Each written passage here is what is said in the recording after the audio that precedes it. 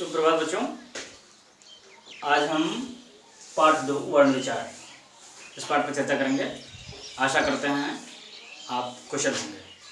आइए पाठ की शुरुआत करने से पहले कुछ बातों को जान लेते हैं।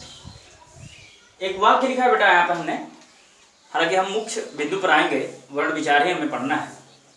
एक वाक्य लिखा है हमने, इसको देख लेते हैं। वाक्य लिखा है हमने, रवि गा रहा है। इस वाक्य में अनेक शब्द हैं, प्रत्येक शब्द वर्णों से बना है। यह जो वाक्य हमने लिखा है इसमें देख रहे हैं अनेक शब्द हैं, एक से अधिक शब्द दिख रहा है ना इसमें बेटा। और ये जो शब्द होता है कैसे बनता है? वर्णों से बनता है। शब्द कैसे बनता है? जब हम शब्द विचार पढ़ेंगे उसमें इसकी चर्चा होगी। तो शब्द कैसे बनते हैं बेटा? वर्णों से बनते हैं, देखेंगे। तो रवि गा रहा है, यह वाक्य है, सही वाक्य है, पर इसका हर एक शब्द किसी न किसी वर्ण से मिलकर के बना है। जैसे एक शब्द हमने लिया रवि, रवि को जब हम अलग अलग करते हैं, जिन जिन वर्णों से मिलकर के ये बना है उसको जब हम उसकी स्थिति में लाते हैं तब देखते हैं कौन सा रूप बनता है।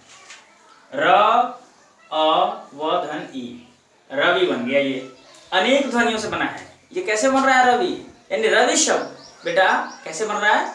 अनेक ध्वनियों से बन रहा है। तो ये जो ध्वनियां हैं बेटा, ये जो ध्वनियां हैं, यही ध्वनियां हमारी क्या है? वर्ण है। ये ध्वनियां क्या है? हमारी वर्ण है। तो इस आधार पर हम वर्ण की परिभाषा जो बनाएंगे उसको विशेष रूप से देख लेंगे। आप यहाँ 2 बातें हमने लिख दी है, वर्ण की परिभाषा और वर्णमाला की परिभाषा। क्लियर? तो हम जब पाठ 1 पढ़ रहे थे तो उसमें एक पॉइंट था व्याकरण का। व्याकरण की परिभाषा के बाद व्याकरण के अंग में सबसे पहली जो बात हुई थी बेटा वर्ण विचार की। दूसरा भेद उसका होता है शब्द विचार, तीसरा वाक्य विचार। उसमें सबसे पहले देखना वर्ण विचार। तो वर्ण विचार हम बात भी कह रहे थे कि आगे हमारे आने वाले लेसन में इसका जुड़ाव है। इन लेसनों को हमको अच्छे से पढ़ना है, देखना है। तो वर्ण विचार आज हम पढ़ेंगे। बहुत ही प्यारा लेसन है, अच्छा लेसन है। भाषा की दृष्टि से बहुत ही आवश्यक लेसन होता है। इसको पढ़ लेना, जान लेना और समझ लेना बहुत ही आवश्यक है। ठीक है बेटा? तो अभी हम वर्ण की परिभाषा इस आधार पर, ये तो बहुत एग्जाम्पल आपको हमने दिया है कि कैसे हम समझेंगे कि वर्ण क्या है। वर्ण हर एक शब्द के निर्माण में बहुत ही महत्वपूर्ण भूमिका निभाता है। और जब प्रत्येक शब्द वर्ण से मिलकर के बना है तो वह वर्ण ही हमारी ध्वनि भी है, अक्षर भी है और वर्ण तो कहते ही हैं हम उसको। क्लियर? तो वर्ण की परिभाषा क्या होगी देखते हैं। अब ध्यान रखिएगा, ये जो शब्द है इसमें सबसे छोटा ये दिख रहा है ना, इसलिए इसकी परिभाषा जो बनती है वह सबसे छोटी ध्वनि जिसके और टुकड़े नहीं किए जा सकते वर्ण कहलाते हैं। ये है वर्ण, है ना? वर्ण किसे कहते हैं? तो कह देंगे आप वह सबसे जो छोटी ध्वनि जिसके टुकड़े और नहीं किए जा सकते उसे वर्ण कहते हैं। या फिर आप यूं भी कह सकते हैं भाषा की वह सबसे छोटी इकाई जिसके और टुकड़े नहीं किए जा सकते उसे हम वर्ण कहते हैं। यह परिभाषा आपको पिछली कक्षा में सिखाई गई होगी। फिर से रिपीट कर देते हैं हम इसकी परिभाषा। वह सबसे छोटी ध्वनि जिसके और टुकड़े नहीं किए जा सकते वर्ण कहलाते हैं। क्लियर? अब आगे देखते हैं वर्णमाला। वर्णमाला किसे कहते हैं इसको देखते हैं। वर्णों के व्यवस्थित समूह को बेटा वर्णमाला कहते हैं। वर्णों के कैसे समूह को? व्यवस्थित, अरेंज्ड हुए जो वर्णमाला जो ध्वनि होती है उसको हम वर्णमाला कहते हैं। वर्णमाला भी आपसे पूछा जा सकता है, वर्णमाला के विषय में कुछ जानते हो बेटा? तो आप घबरा जाएंगे कि हमने तो वर्ण पढ़ा, पर वर्णमाला किसे कहेंगे बेटा? वर्णमाला वर्णों के व्यवस्थित समूह, इनका जो समूह बनता है जो, उसको ही हम वर्णमाला कहते हैं। और वर्णमाला आगे हम आपको नोट करके बता रहे हैं। क्लियर?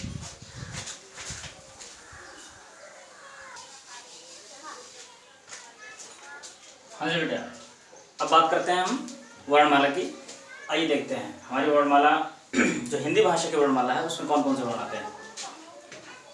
आ छोटी बड़ी छोटाऊ बड़ाऊ री ए ओ औ अंग अह, ये स्वर होते हैं। और व्यंजन में क ख ग घ ङ च छ ज झ य ट ठ ड ढ ळ त थ द ध न प फ ब भ म य र ल व श श स ह क्ष त्र ज्ञ। ये हमारी हिंदी भाषा की वर्णमाला है। क्लियर।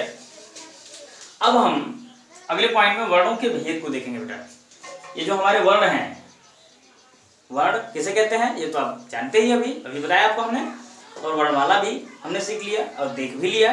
अब हम जानेंगे वर्णों के भेद को। इन्हीं बिंदुओं पर हमें अब विस्तृत चर्चा करनी है बेटा। ये जो पॉइंट हैं, वर्णों के 3 प्रकार से भेद होते हैं बेटा। इनके 3 भेद हो जाते हैं। पहला होता है स्वर वर्ण, दूसरा व्यंजन वर्ण और तीसरा अयोगवाह वर्ण। तो आइए इनको जान लेते हैं। स्वर के कितने उपभेद हो जाते हैं अब देख लीजिएगा।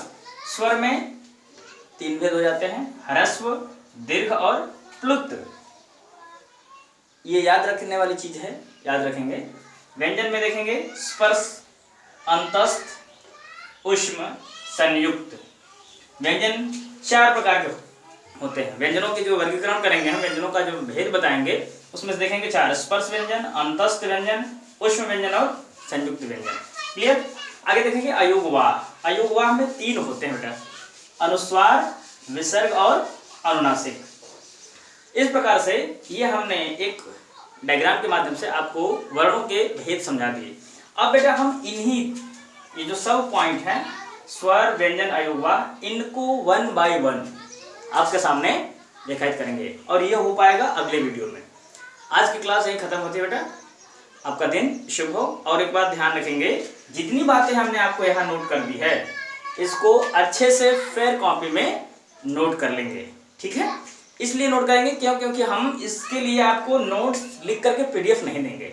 ये दिख भी रहा है आपको क्लियर स्पष्ट। इसको अच्छे से देखेंगे और नोट कर लेंगे कॉपी में आपके।